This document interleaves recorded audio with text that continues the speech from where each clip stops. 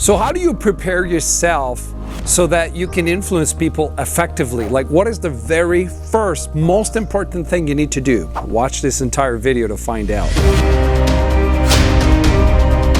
When I first started to get in the world of, speaking and one-on-one persuasion and selling, or, group setting, anytime I did that, I realized that there was one of the most important things you need to do, which is the first time period that you prepare yourself in order to be in the right emotional state. So I'm going to share with you 3 secrets. And the first one is, obviously, before you meet the person that you want to influence, the most important is to raise your level of state so that you're in a total peak state. Now, what is a peak state? A peak state is like, you measure 1 to 10, how's my state? 1 is like you don't have energy, 10 is like you're totally energized. And one of the things that I learned to do before I would go and meet people is ask some questions.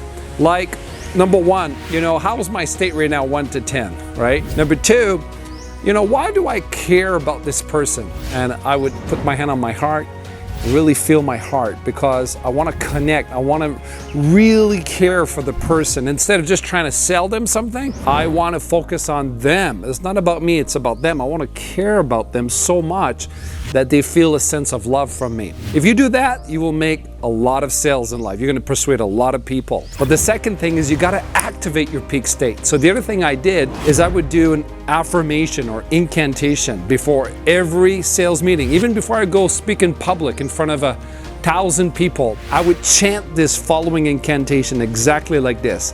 I now command my subconscious mind to guide me to influence as many people as possible to better their life by giving me the strength, the emotion, the persuasion, the humor, the brevity, whatever it takes to guide me to persuade as many people as possible to better their life. Yes. And I will repeat that over and over again, okay, to make sure I'm in a total peak state. So when I show up, I'm already mentally convinced. I'm already in a peak state, because people buy your emotional state. They buy your energy. They buy your enthusiasm about your product. And so the third thing is I want to make sure that my physiology is very straight, that I don't slouch my shoulder, but I'm really in a peak state, right? Because when your physiology is powerful, then people recognize that you're a force to reckon with. So you always want to pay attention.